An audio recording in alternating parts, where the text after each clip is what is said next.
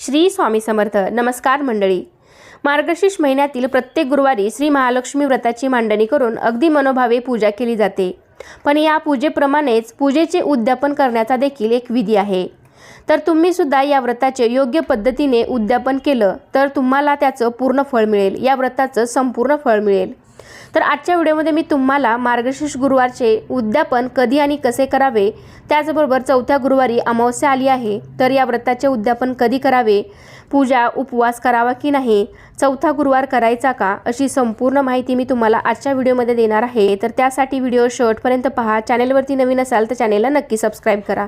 लगेचच व्हिडिओला सुरुवात करूयात. तर या व्रताची सुरुवात मार्गशीर्ष महिन्यातल्या पहिल्या गुरुवारपासून केली जाते आणि शेवटच्या गुरुवारी या व्रताचे उद्यापन केले जाते. पण यावर्षी मात्र मार्गशीर्ष महिन्यात 4 गुरुवार आल्याने आणि त्यातच शेवटच्या गुरुवारी अमावस्येची सुरुवात होत असल्याने अनेक महिलांच्या मनामध्ये व्रताचे उद्यापन कधी करावे असा प्रश्न निर्माण झालेला आहे. तर यंदा गुरुवार दिनांक 18 डिसेंबर 2025 रोजी मार्गशीर्ष महिन्यातला शेवटचा गुरुवार असणार आहे. तर अमावस्या ही 18 डिसेंबरला उत्तर रात्री म्हणजे 19 डिसेंबरच्या पहाटे 4:59 लागणार आहे आणि 20 तारखेला सकाळी 7:12 अमावस्या असणार आहे. तर अमावस्या ही कोणतीही वाईट तिथी नाही किंवा वाईट गोष्ट नाही. अमावस्या ही सुद्धा त्या महिन्यातील एक तिथीच आहे. तर बऱ्याच जणांना वाटतं की अमावस्या चांगली नसते, वाईटच असते. असं काहीही नसतं. कारण बघा, आपल्या हिंदू धर्मातील सर्वात मोठा दिवाळी हा सण, दिवाळीतील जे लक्ष्मीपूजन आहे तर ते आपण अमावस्येच्या दिवशीच करतो. अमावस्या काळातच आपण हे लक्ष्मीपूजन करत असतो आणि लक्ष्मीपूजनाची वेळसुद्धा ही अमावस्या काळातच दिलेली असते आणि आपण त्या वेळेतच लक्ष्मीपूजन करत असतो. त्यामुळे अमावस्ये दिवशी महालक्ष्मी व्रताचं उद्यापनसुद्धा करायला काहीही हरकत नाही. तुम्ही अगदी निसंकोचपणे या व्रताचं उद्यापन करू शकता आणि उपवास पूजासुद्धा तुम्ही या दिवशी करू शकता आणि संध्याकाळी उद्यापन झाल्यावरती मग हा उपवास सोडायचा आहे.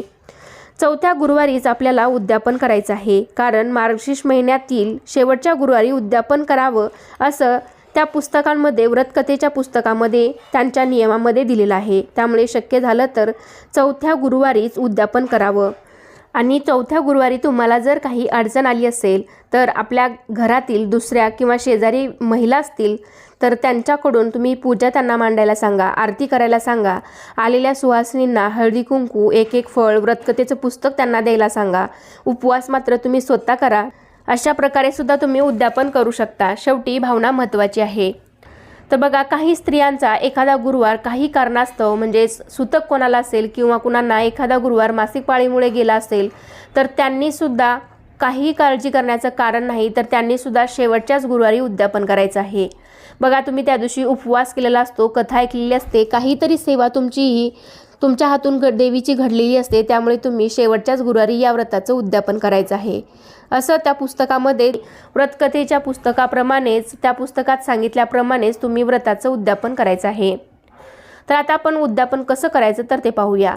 ज्याप्रमाणे आपण तिन्ही गुरुवारी हे व्रत केलं, पूजा केली, तर अगदी त्याचप्रमाणे या दिवशी सकाळी लवकर उठून नित्यकर्म आटपून अगदी तशीच पूजा आपल्याला मांडायची आहे. कथा वाचायची आहे, आरती करायची आहे, उपवास करायचा आहे आणि सायंकाळी मग या व्रताचे उद्यापन हे आपल्याला करायचं आहे. उद्यापनासाठी तुम्ही 5, 7, 11 सुवासिनी किंवा कुमारिकांना बोलवू शकता. उद्यापनासाठी आलेल्या स्त्रियांना किंवा कुमारिकांना देवी स्वरूप समजून त्यांचे स्वागत आणि आदर करायचा आहे. सर्वात आधी आलेल्या स्त्रियांना बसण्यासाठी आसन द्यायचं आहे. त्या सुवासिनींना आपण देवीचे रूप मानून त्यांची पूजा करायची आहे. त्यांचे पाय स्वच्छ पाण्याने धुवायचे आहेत. त्यांना हळदी कुंकू लावायचं आहे. तुम्ही पाय वगैरे नाही धुतले तरी चालतील, तुम्ही फक्त हळदी कुंकू लावा. शेवटी आपली इच्छा, भावना महत्त्वाची आहे. आपल्या घरी उद्यापनासाठी आलेल्या स्त्रियांना आपण आपल्या इच्छेनुसार काहीही देऊ शकतो. तुम्ही फक्त हळदी कुंकू आणि हातावरती एक फळ दिलं तरीही चालेल. फळं कोणतेही तुम्ही देऊ शकता. केळी, सफरचंद दिलं तरीही चालू शकतं. तर या ठिकाणी मी तुम्हाला दाखवण्यासाठी एका सुवासिनीचे पूजन करून दाखवत आहे. तुम्ही अशा प्रकारे 5, 7, 11 कुमारिका किंवा सुवासिनी पूजू शकता. तर इथे मी महालक्ष्मी व्रतकथेच्या पुस्तकाच्या 5 प्रत घेतली आहेत. त्यावरती एक फळ, एक फूल किंवा तुम्ही गजरा, वेणी, गुलाबाचं फूलसुद्धा देऊ शकता. पान सुपारी ठेवायची आहे. त्याचबरोबर तुमची इच्छा असेल तर तुम्ही त्यावरती एखादी भेटवस्तूसुद्धा ठेवू शकता. महिलांना देण्यासाठी त्याचबरोबर तुमची इच्छा असेल तर आलेल्या स्त्रियांना तुम्ही केशरयुक्त दूध सुद्धा देऊ शकता। तर या दिवशी सर्व स्त्रियांचा उपवास असतो, तर तुम्ही थोडंसं कपमध्ये दूध सुद्धा देऊ शकता। शेवटच्या गुरुवारी उद्यापन आहे, आपल्या घरी अनेक स्त्रिया येणार आहेत, तर त्या दिवशी तुम्ही छान असं तयार व्हायचं आहे, छान अशी साडी नेसायची आहे। तर या दिवशी आपल्या घरी आलेल्या स्त्रियांची तुम्ही ओटीसुद्धा भरू शकता। खणनाराळीने तुम्ही ओटी भरली तरीही चालेल। त्याचबरोबर वाण म्हणून तुम्ही त्यांना एखादी भेटवस्तूसुद्धा देऊ शकता। म्हणजे शेवटी आपण आपल्या इच्छेनुसार आलेल्या स्त्रियांना काही ना काही, जे काही आपल्याकडून शक्य होईल तेवढं त्यांना द्यायचं आहे। शेवटी भावना महत्त्वाच्या आहेत, मात्र या दिवशी तुम्हाला जे करणं शक्य आहे तर ते सर्व तुम्ही आनंदाने करायचे आहे। आणि अनेक जणांना व्रताचे उद्यापन करण्यासाठी 5, 7 अशा सुवासिनी किंवा कुमारिका मिळत नाहीत, तर त्यांनी फक्त एक जरी कुमारिका किंवा एक जरी सुवासिनी बोलावून त्यांचा जरी मानपान केला, म्हणजेच त्यांना हळदी कुंकू असेल, फळ, व्रताचं पुस्तक, भेटवस्तू असं काही एकीला जरी दिलं तरी सुद्धा चालू शकतं।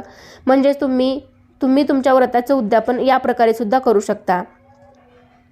तुम्ही घरामध्ये एकट्याच असाल आणि खूप धावपळ होत असेल तर तुम्ही उद्यापनाची तयारीसुद्धा आधीच करून ठेवू शकता। तुम्ही मगाशी बघितलं की पाटावरती मी 5 पुस्तकं मांडली, त्यावरती फळ, सुपारी, पान सुपारी अशा प्रकारे तुम्ही उद्यापनाचे 1 तासभर आधीच तयारी करून ठेवली तर आलेल्या स्त्रियांना तुम्ही पटकन देऊ शकता। त्याचबरोबर या दिवशी कन्यापूजनही करता येतं। शक्य झाले तर ब्राह्मणाला शिदा, वस्त्र, दक्षिणा देऊन नमस्कार करावा। त्यानंतर आपण भोजन करावं आणि परत दुसऱ्या दिवशी सकाळी लवकर उठून स्वच्छ अंघोळ करून लक्ष्मी मातेची मनोभावे पूजा करावी, कथा वाचावी, देवीची आरती करावी आणि आपल्या हातून कळत नकळत काही चूक झाली असेल तर क्षमा प्रार्थना करावी।